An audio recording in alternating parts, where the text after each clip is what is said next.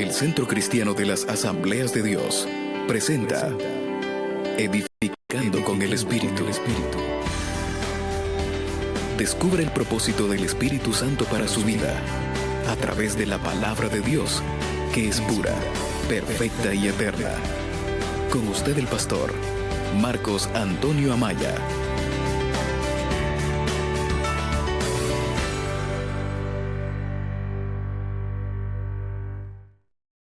Qué bendición. Ustedes ya saben que antes de compartir el consejo de la palabra de Dios, tomo un minuto para dar la bienvenida a un grupo no pequeño que no está presente físicamente aquí, pero que va a oír esta palabra, y en primera instancia me refiero a los oyentes de Radio Sabes, que no son pocos, y también me refiero a las personas que van a estar recibiendo esta señal, e inclusive no solo el audio, sino la imagen a través de internet. Yo quiero que a ambos grupos les demos la más cordial y sincera bienvenida. Qué alegría que estén ustedes con nosotros. Seguramente serán bendecidos. Amén. Sí, amén. Ahora les pido que tomen su asiento.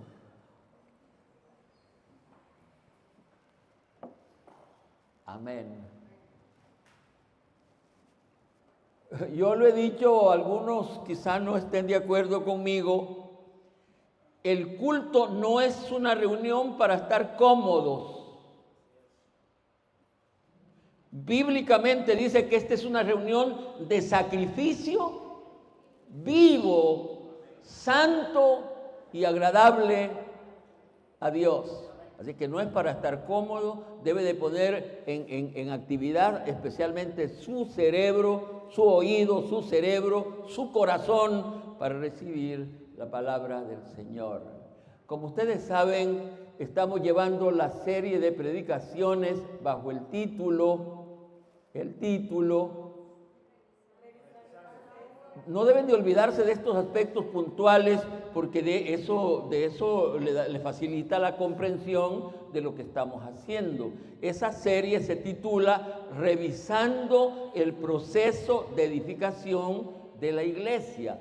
La serie se titula Revisando el proceso de edificación de la iglesia. Eso es lo que como pastor yo me he propuesto hacer en estos días. Lo he dicho repetidas veces que cuando hablo de la iglesia, estoy hablando de la iglesia local. Estoy hablando de la iglesia local porque es de ella que yo tengo que dar cuenta delante del Espíritu Santo. Yo no tengo que dar cuenta de otras congregaciones. Yo tengo que dar cuenta de Centro Cristiano, y por eso mi gran necesidad de poder edificar a la luz de la palabra de Dios, así lo he dicho. En la última predicación hablé sobre las implicaciones que hay en el asunto de la voluntad humana. Espero que siquiera algo recuerdan, las implicaciones que hay en el asunto de la voluntad humana. Cuán determinante es la voluntad de Dios, particularmente para todo, pero especialmente para estos objetivos que tenemos hoy. En el caso de un creyente, su voluntad debe estar subyugada, se entiende el vocablo, subyugada al Espíritu Santo. Pero esa es una decisión voluntaria de cada persona. No se puede negar, eso es lo correcto, eso es lo bíblico, eso es lo espiritual, que la voluntad de un creyente debe estar alineada, subyugada al Espíritu Santo. Pero esa es una decisión voluntaria. Yo quiero que mi voluntad esté sujeta a Él. Esa es la decisión que yo he tomado. Él no me va a obligar porque Él respeta. ¿Se está comprendiendo esto? Pregunto, ¿se está comprendiendo esto? Lo que voy a decir a continuación es ejemplo de una voluntad subyugada, aunque no sea en forma total. Escúchenme bien esto. Lo que voy a decir a continuación es como un ejemplo de una voluntad subyugada, aunque no totalmente. Quiero ser honesto. En mis anuncios del culto anterior dije que iba a interrumpir la serie que traemos para tratar de un asunto que me incomoda, siempre que lo menciono me incomoda porque tiene tanta ignorancia, y me referí a la cruz. ¿Recuerdan algo de eso? Medio lo mencioné, porque a mí me parece, y pareciera que caemos todos, ahí no es asunto de la religión tradicional, sino del pueblo evangélico, caemos en no entender que hay dos tipos de cruz. Hay una cruz que debemos de llevar nosotros, pero es nuestra cruz. Pero cuando se refiere a ese instrumento de muerte en el que fue crucificado el Señor, esa cruz no es digno de adoración. No es digno de, ay, es que la cruz, no, me choca eso. Al otro día aquí estaban inaugurando han reestructurado una sinagoga de la iglesia tradicional, y dice: en esta sinagoga tenemos la grandeza que hay un pedacito de cruz, de la cruz en la que murió. Para empezar, eso es mentira.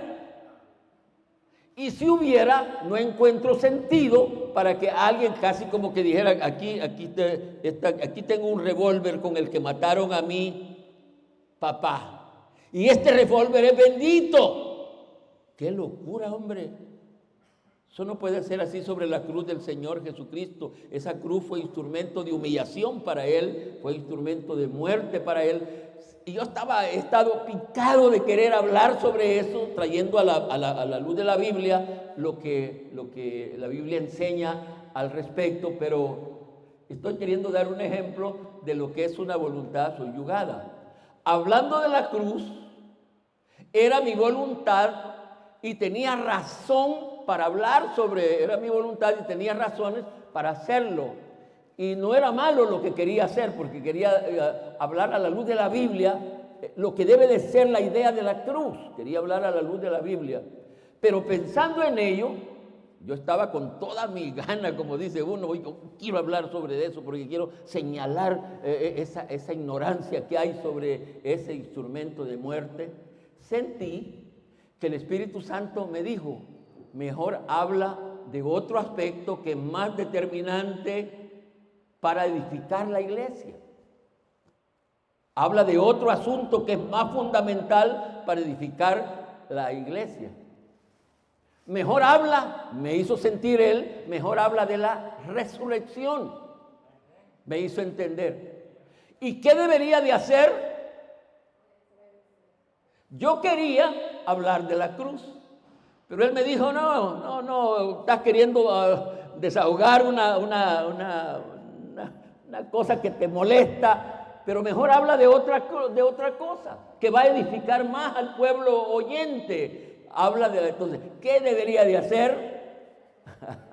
Hablar de la resurrección, porque en alguna manera mi voluntad, esto me sirve como ejemplo de lo que estoy hablando, mi voluntad está subyugada a la de Él. ¿Se entiende el ejemplo?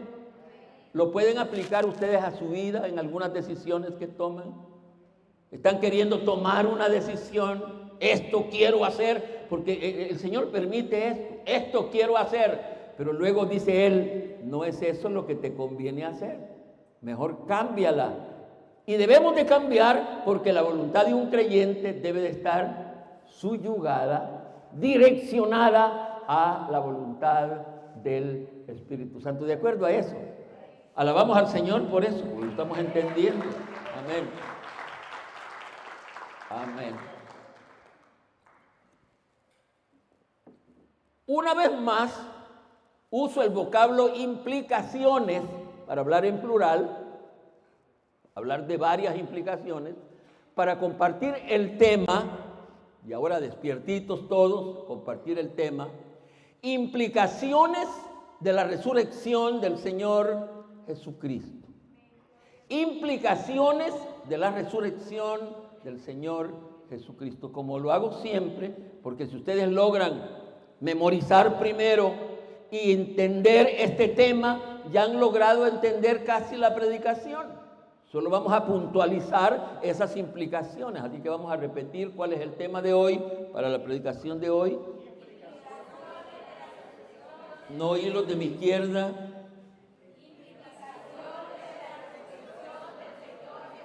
No oí los de mi izquierda en su totalidad, solo algunos. Los de la derecha, por favor, no políticamente, los de la derecha. ¿No lo sienten que están un poquito más despiertos ellos? ¿Demuestran cómo están ustedes? De la resurrección del Señor. ¿Lo decimos juntos ahora? Implicaciones de la resurrección del Señor Jesucristo. Amén. Ese es el tema de hoy. Espero que recuerden la aplicación que le estoy dando al vocablo implicaciones.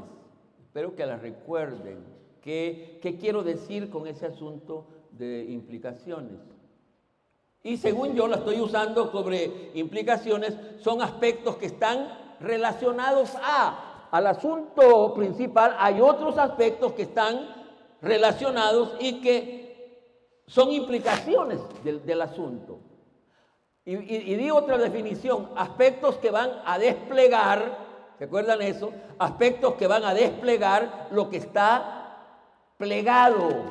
Una cosa que está plegado es ¿se han fijado en unos vestidos? Bueno, hoy ya no se usan esos vestidos, unos vestidos antes de las señoras que estaban con pliegues, sí, muy bonitos esos vestidos.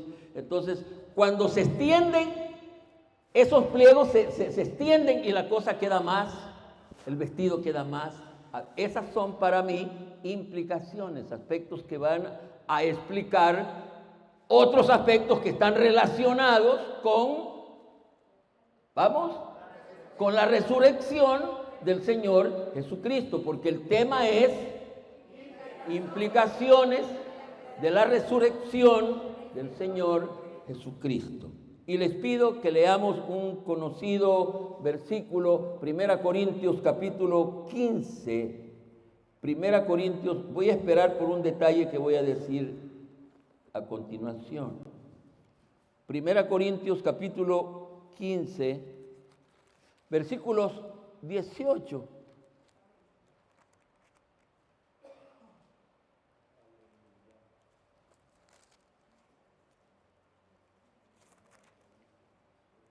¿Lo tienen? 1 Corintios capítulo 15, versículo 18. Quiero estar seguro que lo tengan por un aspecto al que me voy a referir.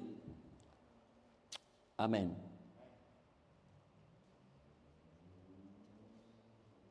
Y fíjense que estoy equivocado con este, es 19.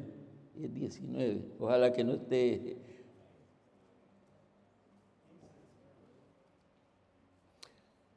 15:19. ¿Estamos listos ahora? ¿Cómo dice? Si en esta vida solamente esperamos en Cristo, somos los más dignos de conmiseración de todos los hombres. Quiero que leamos una vez más el versículo. Quiero que lo traten de entender, de comprender. ¿Cómo dice? Si en esta vida solamente esperamos en Cristo, somos los más dignos de conmiseración de todos los hombres. Este versículo contiene varias palabras. ¿Qué quiere decir conmiseración? Lástima. Entonces, si lo volvemos a leer, ¿cómo diría? Si en esta vida solamente esperamos en Cristo, somos los más dignos que nos tengan lástima todos los hombres.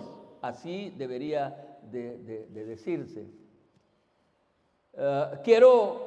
Quise leer este versículo no solo porque está relacionado al tema que comparto hoy, que es la resurrección, implicaciones de la resurrección, sino porque me sirve para referirme a otro aspecto fuera del tema, pero que es también de suma importancia.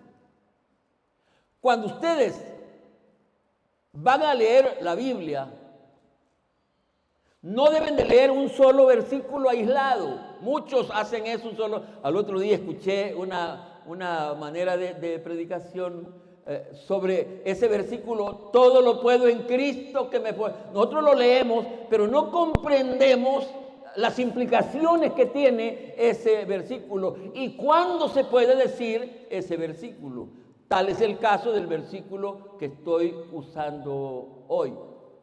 La aclaración es que al leer la Biblia no se debe de leer un versículo aislado en lo particular, porque lo más seguro es que no podrán comprender el verdadero mensaje que lleva el pasaje en sí.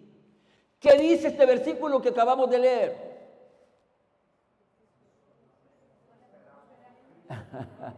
¿Qué dice el versículo que acabamos de leer? Vuelvan a leer, yo creo que deberían de saberlo de memoria. ¿Cómo dice el versículo?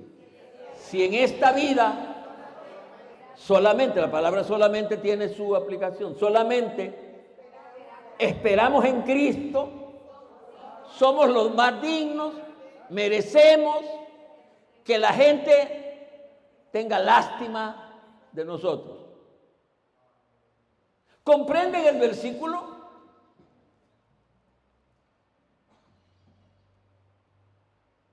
En un sentido así literal, sencillo, debería decir, Georgina, ¿usted cree en Cristo? Y Georgina contestaría que sí. ¿Qué debería de decirle yo leyendo el versículo? Me das lástima, Georgina. Si en esta vida solo estás esperando en Cristo, me das lástima. Eso es lo que querría decir el versículo. Pero cuando uno lee los contextos del pasaje, ya se sabe qué es lo que quiere decir el versículo. El versículo está tratando sobre la resurrección. O el pasaje está tratando sobre la resurrección. Cuando leemos este versículo acompañado de sus contextos, ya sabemos lo que quiere decir el versículo. El versículo está hablando de la resurrección y lo adelanto como debería decir. Si en esta vida solo creemos en Cristo, pero no el Cristo que resucitó, somos dignos que la gente nos tenga lástima. Pero si hemos creído en el Cristo que se levantó de los muertos, no solo deben de tenernos lástima, sino vernos como gente sabia que tiene un Dios todopoderoso. Amén. Amén. Quise leer el versículo por esa aclaración, pero de paso el versículo tiene que ver, es una de las implicaciones que hay en el tema. O mejor dicho, en la resurrección. La primera implicación de la resurrección es su significado. La primera implicación, cosas que están relacionadas, cosas que van a desplegar lo que está plegado, hablando sobre la resurrección. La primera implicación de la resurrección del Señor Jesucristo es ¿qué significa resurrección? Y aquí va a haber otro detalle que les pido me presten su atención. Hay una definición del vocablo resurrección y esa es que resurrección significa volver a vivir. Hay una definición que dice que resurrección es volver a vivir después de haber estado muerto, pero esa es una definición parcial. Esa es una definición parcial. ¿Cómo dice la definición parcial? Que es resurrección, volver a morir, no, volver a vivir después de haber estado muerto. ¿No les da sentido que parece que es correcto? ¿Qué resurrección? Volver a vivir después de haber estado muerto. Pero esa, según yo, y lo voy a comprobar ahora, esa es una definición parcial. No es una definición que dice la verdad completa. Solo está diciendo cierta verdad. Una definición completa del vocablo resurrección es volver a la vida después de haber estado muerto para no volver a morir. Esa es una definición completa. ¿La decimos juntos? ¿Qué es resurrección en una definición completa? Volver a vivir después de haber estado muerto, para no volver a... Esa es una definición completa del vocablo resurrección. Es una definición completa. Esto a su vez indica que las resurrecciones que aparecen en la Biblia, ¿cuántos saben que aparecen varias resurrecciones en la Biblia? Y otras que dicen que han sucedido contemporáneamente, solo han sido resurrecciones parciales. ¿Por qué han sido resurrecciones parciales? Porque la gente que dicen que resucitó volvió a morir. Me voy explicando por dónde voy. Yo esperaría que sí. El único del que hay evidencia que volvió a vivir después de 3 días de estar muerto y no volvió a morir, ¿quién es? Es el glorioso Señor Jesucristo, a quien vamos a dar gloria y honra a Él. Pregunto suave, ¿se comprendió este asunto? Estoy hablando de la definición de resurrección. Y estoy diciendo que dijimos que es resurrección completa o correcta, total. Que resurrección es volver a la vida después de haber estado muertos para no volver a morir. Esta definición implica a su vez que los acontecimientos que sucedieron en el pasado y que están en la Biblia, y otros que dicen, ustedes han oído de alguien que en estos días dicen que fulano tenía tantos días de haber muerto y volvió a vivir, esos no son resurrecciones completas, son parciales. Y el único que ha tenido resurrección completa es nuestro Señor. Fíjense que cómo va la historia del Señor. El Señor resucita hoy, vamos a decir. Por 40 días se aparece a sus discípulos. Y al final de los 40 días asciende a los cielos. Eso está claro. Por eso es que cuando yo escucho el problema que nosotros tenemos con los himnólogos, es que no son teólogos, no estudian la Biblia, por eso que ellos enredan las cosas. Acabamos de estar un cantito, Cristo no está muerto, Él está vivo, como dice el cantito. Hasta allí bíblico, teológico, correcto. Pero cuando lo siento, el que yo siento se llama glorioso Espíritu Santo. ¿Qué pasó? ¿Dije verdad o no? El que mora en su corazón se llama, pero a la gente le cuesta manejar una teología coherente en lo que no contradigo lo que acabo o lo que estoy diciendo de otra manera. La primera implicación es su significado y yo espero que ustedes tengan capacidad de poder hablar con otra persona y poder definirle qué es una resurrección completa y qué es una resurrección parcial. Amén. Otra implicación de la resurrección de Cristo es que esta ratificó que Cristo era divino, que Él era Dios.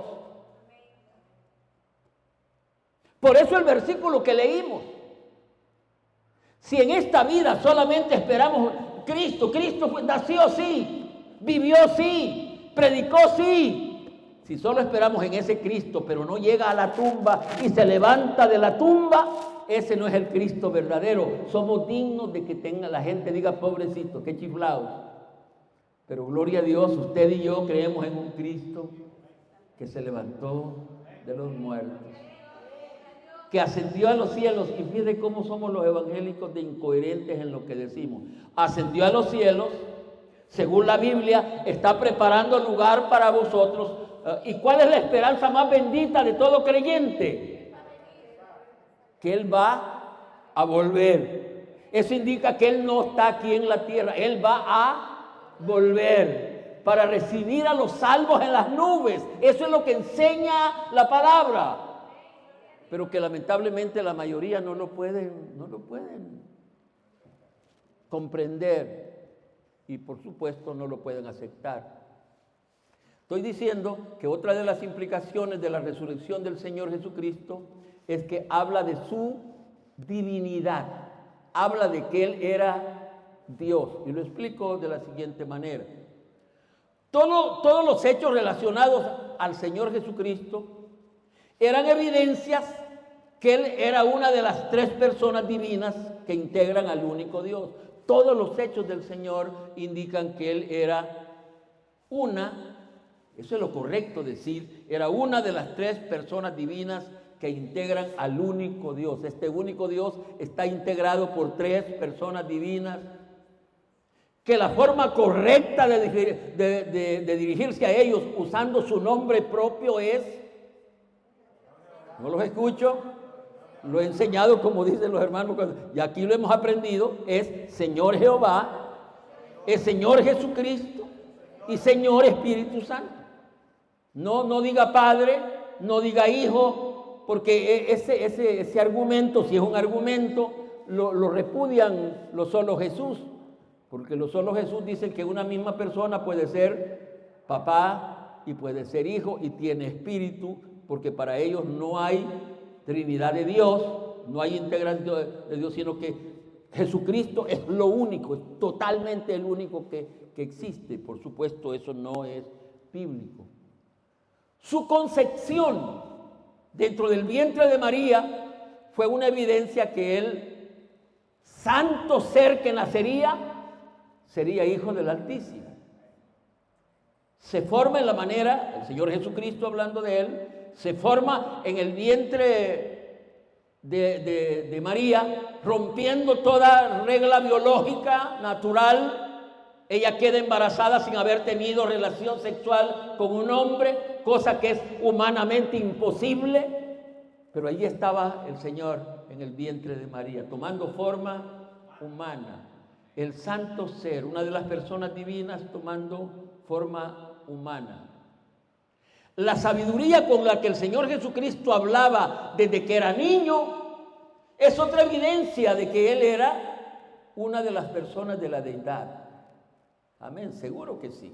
Ya eran evidencia. El Señor hablaba con sabiduría. ¿Se acuerdan cuando Él, allá nomás de 12 años, Él se fue a hablar con los sabios y los sabios estaban atónitos de oírle porque decían, no hemos oído ni nosotros sabemos lo que este dice, porque Él hablaba, porque sabía las cosas. La sabiduría era su entendimiento. Los diferentes milagros que hizo el Señor Jesucristo en sus 3 años y medio de ministerio fue otra evidencia de su divinidad. Ya eran evidencias de su divinidad.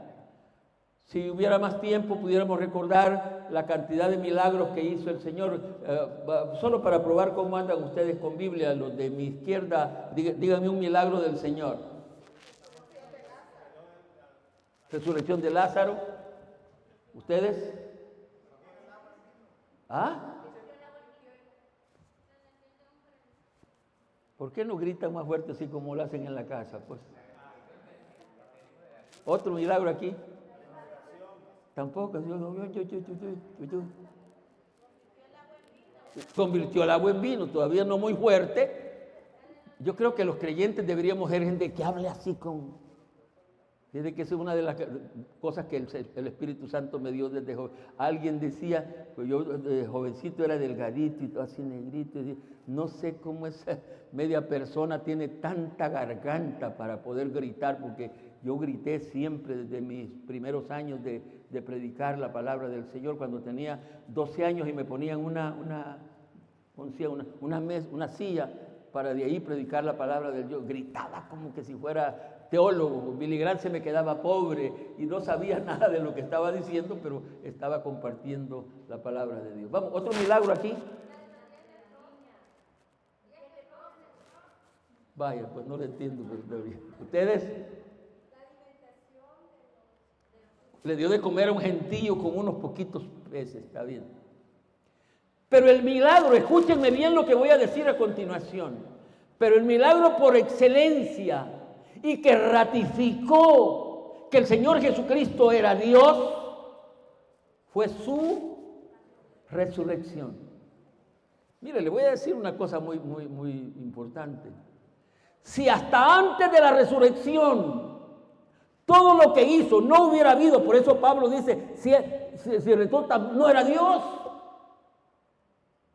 Pero si Él resucitó, y no leo todo el versículo porque hay otras cosas que implican esa verdad.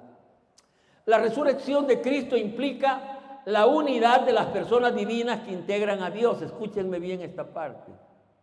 La resurrección del Señor Jesucristo implica la unidad que hay en las personas que integran a este único Dios. Por eso es que alguien ha dicho que que Dios, lo voy a expresar bien, que Dios no necesitaba haber creado al ser humano para tener comunión con Él, porque bastaba la comunión que hay entre los tres.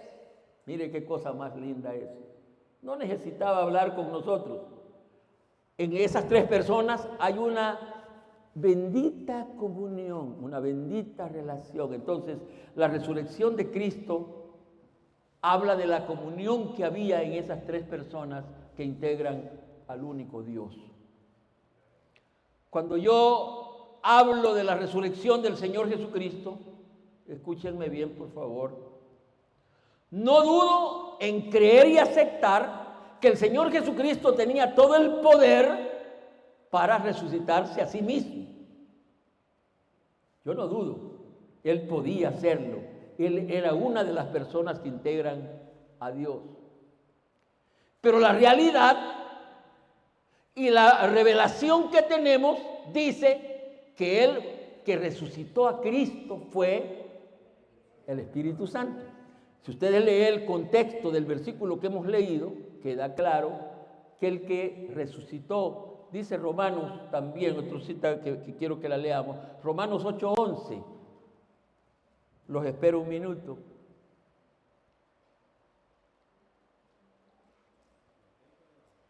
Pónganme atención que estoy edificando, no estoy entreteniendo, estoy edificando. Romanos 8:11, ¿qué dice? Y si el Espíritu, ¿cómo está escrito la palabra, el vocablo Espíritu? Con E, indicando que es nombre propio. Y si el Espíritu de aquel que levantó de los muertos a Jesús mora en vosotros, no vamos a seguir leyendo el versículo porque esto es lo que se presta, me ratifica lo que quiero decir. ¿Quién resucita a Cristo según Pablo y este versículo?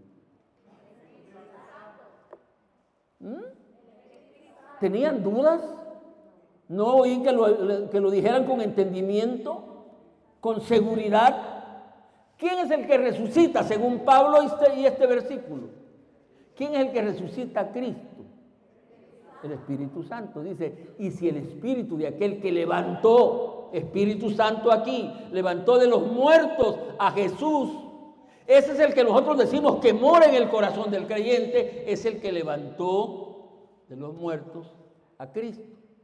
Ya dije que yo no dudo en pensar, en creer, en entender que Cristo pudo levantarse solo, pero ¿por qué hubo necesidad de que el Espíritu Santo interviniera en levantar a Jesús de entre los muertos?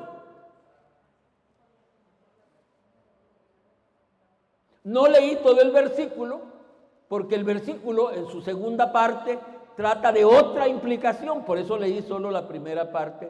Así que tengan en mente el versículo porque vamos a referirnos a este mismo versículo con otra implicación. Pero ¿por qué intervino el Espíritu Santo en la resurrección del Señor Jesucristo?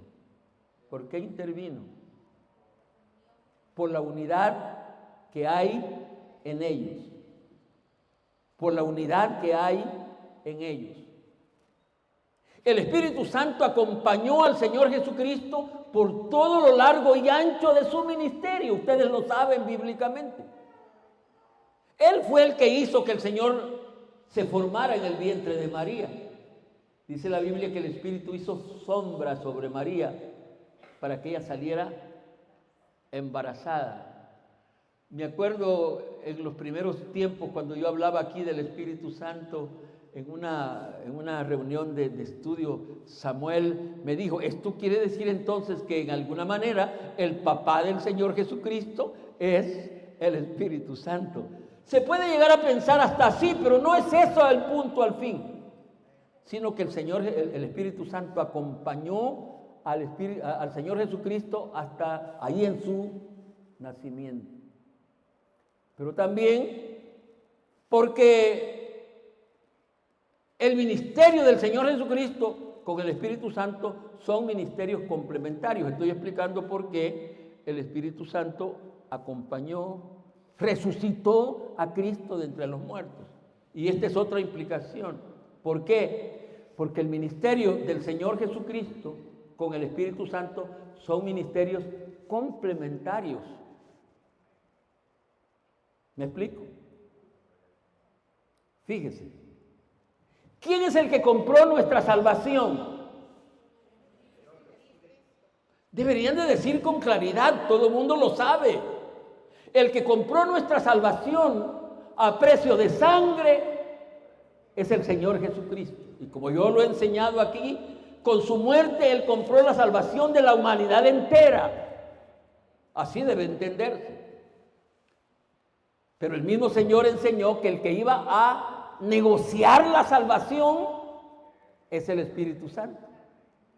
Cristo dijo, y cuando Él venga, va a convencer al hombre de pecado. El precio de la salvación ya está pagado. Pero el que la ofrece, el que la negocia, es el glorioso Espíritu. Por esa relación de ministerio, por esa complementación de ministerio, el Espíritu Santo intervino en la resurrección del Señor Jesucristo. Ya hemos leído, dijo el Señor, sobre el Espíritu Santo, cuando Él venga, convencerá al mundo de pecado. Otra implicación, la resurrección de Cristo implica que los muertos en Cristo también resucitarán. ¿Se acuerdan que no quise leer la segunda parte de Romanos 8:11? La segunda parte de Romanos dice, el que levantó de los muertos a Cristo Jesús, ¿qué dice? ¿Qué dice su Biblia? Vivificará. ¿Qué quiere decir la palabra vivificará? Le dará vida. Vivificará también a vuestros cuerpos mortales por su Espíritu que mora en vosotros. La resurrección de Cristo implica que los muertos en Cristo van a resucitar. Lo acabamos de, dice también Tesalonicenses 4:16, porque el Señor mismo, con voz de mando, con voz de arcángel y con trompeta de Dios, descenderá del cielo. Descenderá del cielo. Y los muertos resucitarán. El que hará la obra de resurrección es el glorioso Espíritu Santo. Y quiero detenerme aquí un momento. Quizá le parezca ridículo esto, pero son los fenómenos que hay en la fe en el pueblo evangélico. La pregunta va a parecer como idiota. ¿Cuántos de ustedes creen que los muertos en Cristo, que los muertos en Cristo, que los creyentes van a resucitar? No me oyeron, parece. O hacen bien en no contestar. O tienen razón como una actitud evasiva, porque cuando uno no contesta de algo que lo va a rozar, uno se hace el... Vuelvo a preguntar, ¿cuántos de ustedes sí creen que hay resurrección? Que los muertos van a resucitar. En un momento voy a hablar de los otros, pero hoy estoy hablando de los evangélicos. Pregunto, ¿cuántos de ustedes creen que sí hay resurrección? Esta es de las cosas que producen mucha pena en el pueblo evangélico. No me importa lo que pase allá afuera. Me importa lo que pasa entre nosotros. Porque nosotros parece que creemos, pero parece que no. Yo no creo y por eso acepto los que nos dijeron que sí. Parece que nosotros no creemos que va a haber resurrección de santos. ¿Y por qué digo eso? Por la vida que llevamos.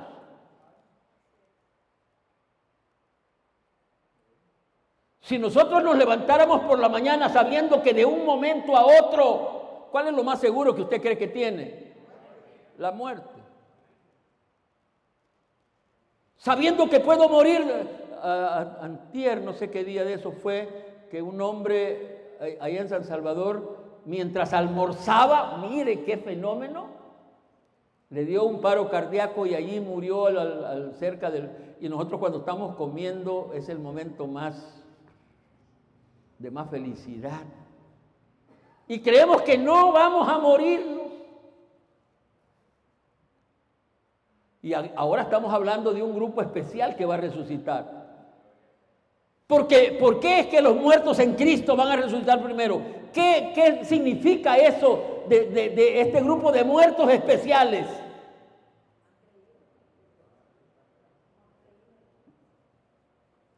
Estos están resucitando para vivir eternamente con Dios. Esa resurrección es el aspecto más maravilloso de la vida evangélica.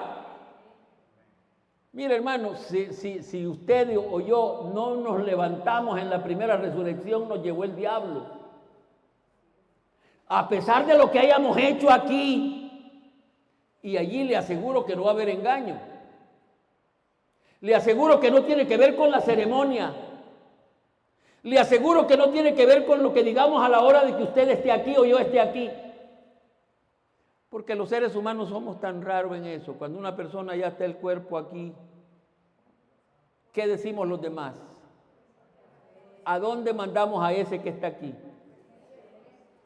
¿Ah? ¿Al cielo? No importa que murió un poco de goma. Y no importa que dos hermanas están peleando porque los dos lo querían a él.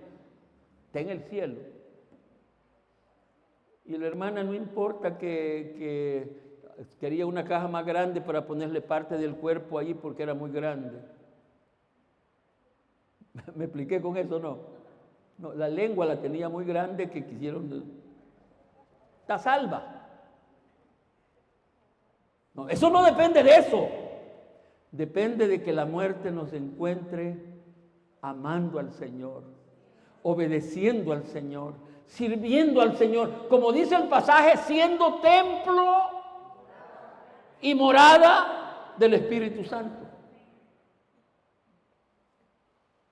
Sí, hermanos, aunque no lo creamos, va a haber resurrección. Y el problema es que no importa si usted lo cree o no, va a haber resurrección.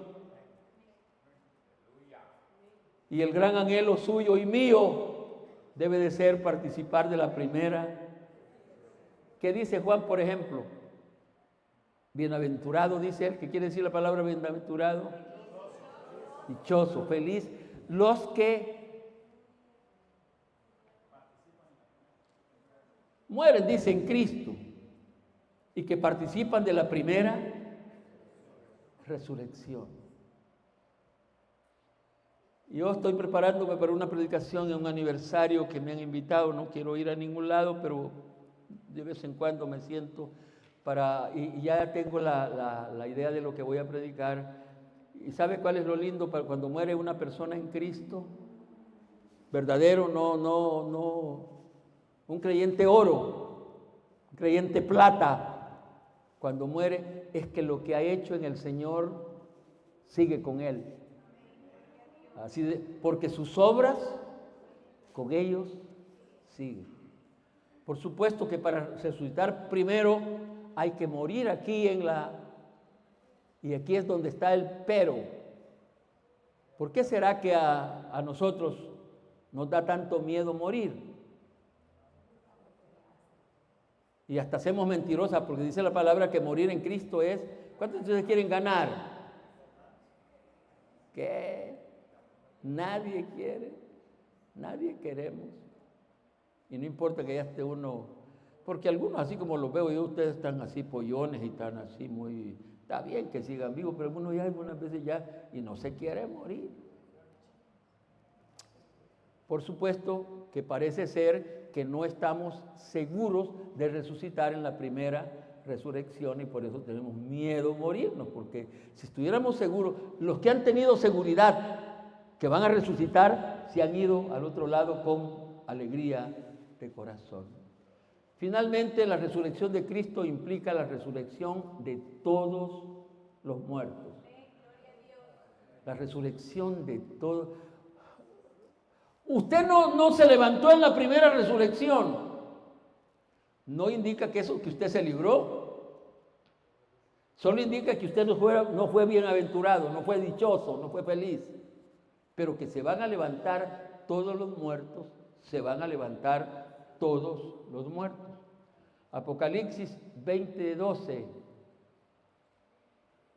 Lo leo porque ya estamos llegando al final. Apocalipsis 20:12. Este es un versículo que en algunos aspectos ha costado interpretarlos. Dice Juan, y vi a los muertos grandes y pequeños, de pie ante Dios. Quiero que regresemos al versículo. ¿Qué significará eso de muertos, grandes y pequeños? ¿Pequeños indicará niños? No. ¿Grandes indicará Toño? No. Van a estar de pie los que se consideran grandes en este mundo. Algunos hombres poderosos de pie. Pero algunos que dicen, no, si yo casi no valgo nada, ahí va a estar de pie. Vi a los muertos, grandes y pequeños, de pie ante Dios. Y la segunda parte del versículo, la siguiente parte dice, y los libros fueron abiertos. Y para que no exista duda, el libro de la vida también fue abierto y ninguno de ellos se halló ahí. ¿Y para qué resucitaron o para qué resucitarán los muertos? Van a resucitar, se lo aseguro. ¿Para qué? Para que comparezcan ante el gran tribunal, no de Cristo, ante el gran trono blanco, para que cada uno reciba según lo que hizo en el cuerpo mientras estaba vivo. La resurrección solo tiene el objetivo de que comparezcamos para dar cuenta de nuestra vida. Si en la primera resurrección, para irnos con el Señor Jesucristo, estar en la boda del Cordero y en el tribunal de Cristo. Si no fue en esa resurrección, será en la siguiente, para estar delante de Dios y dar cuenta por lo que se hizo mientras estábamos vivos. Por una participación divina que hay en todo ser humano, una partícula divina que hay en todo ser humano, también todos los muertos resucitarán sin tener temor de Dios. Por esa parte, por eso dice el Espíritu, vuelva a Dios, no para recibir recompensa, sino para comparecer delante de Dios. Esto también será obra del Espíritu Santo, el que resucitará a los muertos.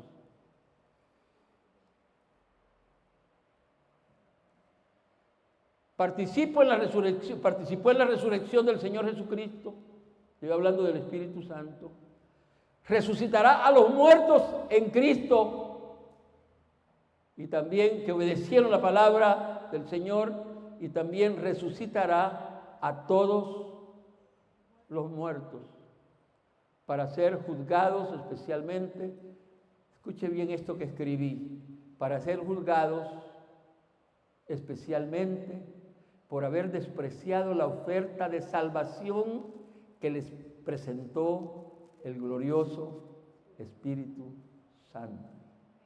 El que presenta la oferta de salvación hoy en día a los inconversos es el Espíritu Santo. El que desprecia esa oferta, el que no quiere negociar con el Espíritu Santo por su salvación, va a resucitar un día para rendir cuenta al Señor.